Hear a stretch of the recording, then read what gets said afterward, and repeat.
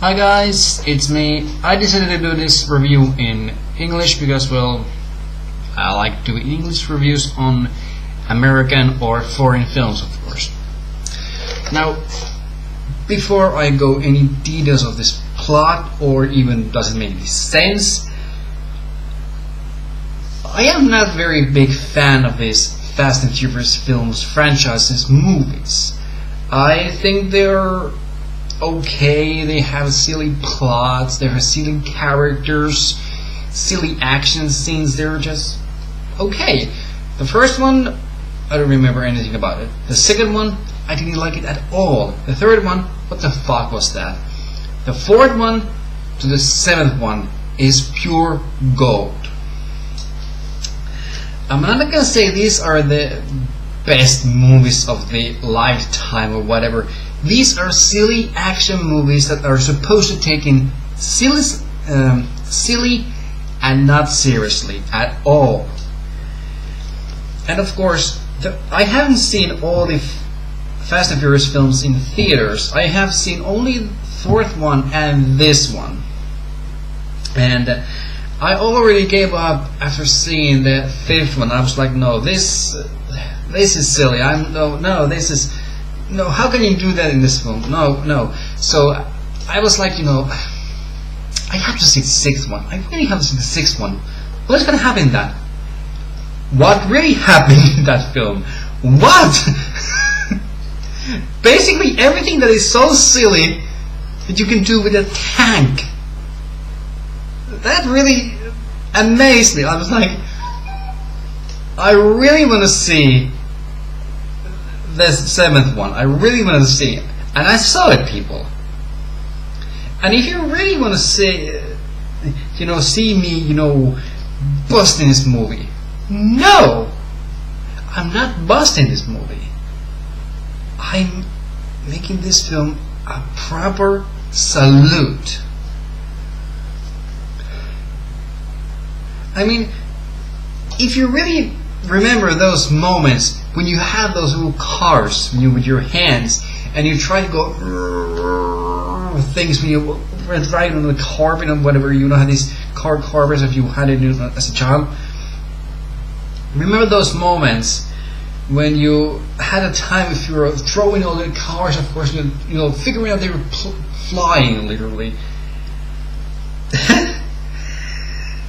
How can I say this? There are amazingly stupid stunt scenes in this whole film that you have to think yourself, what is the plot? The plot is simple. Jason Statham is a bad guy, so he is going to do some sort of revenge thing, and Toretto and his crew are supposed to protect themselves and trying to destroy this guy. That's a little bit of the plot. There's nothing else to say about. There's a little thing called God's Eye, which I like to call Super Spy Camera. It's very not technically interesting thing to say about what is it, but I really need to say two action sequences that really make me laugh all the way through. This really gave me a chuckle of a lifetime, and I gotta tell you, people, I haven't laughed this hard in a silly action movie aside from A-Team and Transformers 3. Okay, it's not very easy, but I gotta explain what happens. This huge cargo plane has these, 3 sporty-ish cars, and they have power cubes. Okay, so they back up from the plane and just fall and open their power cubes. I was like, what the fuck is this? What the fuck is this, man? Game over, man. Game over.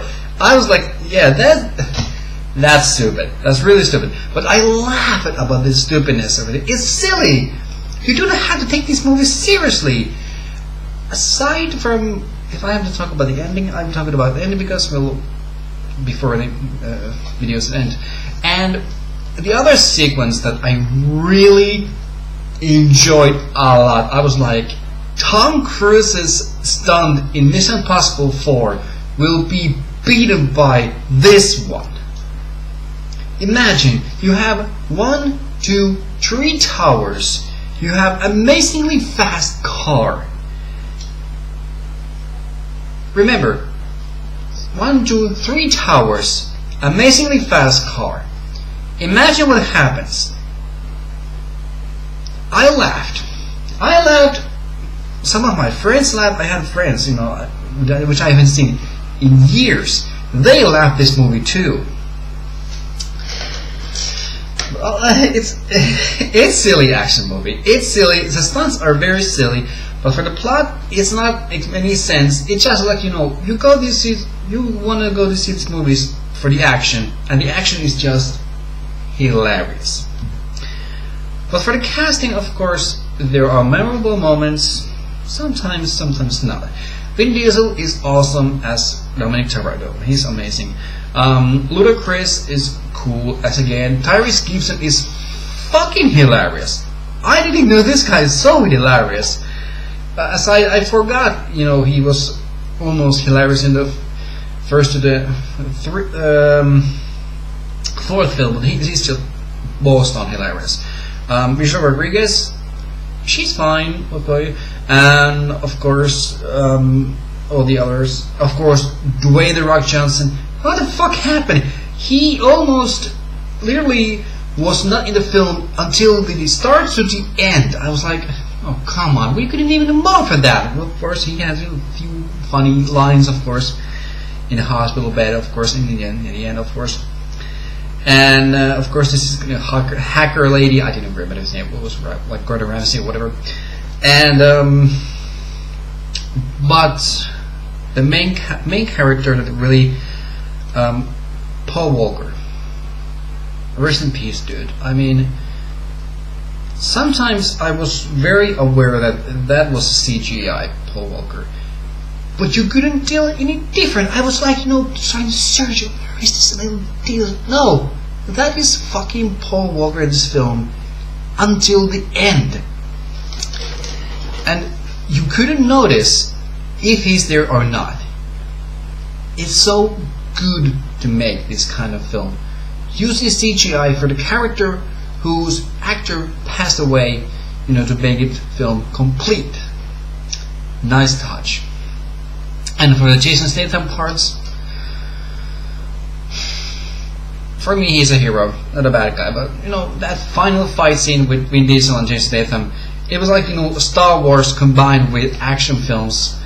You know, huge cliches, you know, with these 2 sticks and that was just funny. But before I wrap this up, it was very okay. The movie ends, and this is spoiler. I don't want to spoil anything, but I just want to say it really gripped me.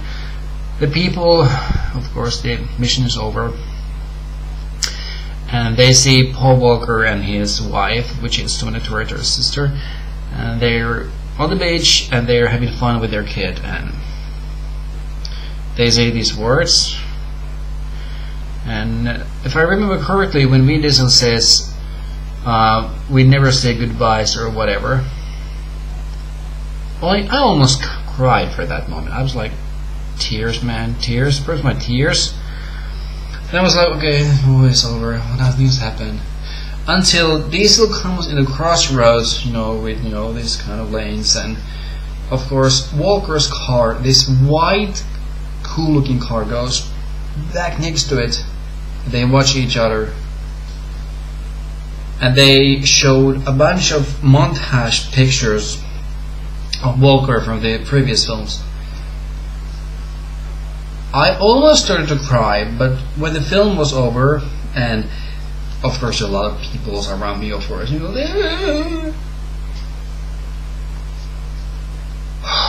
I cried after I left the theater.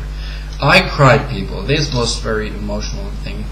And aside, I didn't know anything about Paul Walker Walker's movies. I have seen Running Scared, I have seen 8 Below or other films, but I cried. And aside that I didn't know about the guy, but of course if you remember the car accident that he had, that culminated the whole thing. So my final rating for this film is 5 out of 5. Why? It's not because the silliness. It's not because of the action sequences are hilariously stupid. But it's a proper send-off and testament and God's in name, Paul Walker's. This is your last film. You gave us so much, and we couldn't thank you more than that what you gave us. And I believe that there's not gonna be any other Fast and Furious films. Not long. Because the moment when Dorotto and Brian separate away in the movie, in the end scene, I was like, this is it. It's done. I am Mixutin87. I'm wrapping this video up, and I hope people, when you see this movie, do not take this seriously. This is only a movie. These stunts are not just supposed to be, amaze you. Just remember, this is the final stand-in movie for Paul Walker and what he did to all of you Furious fans. Furious 7 really earns the rating of 5 out of 5. Whether you like it or not, I enjoyed this a lot. Goodbye.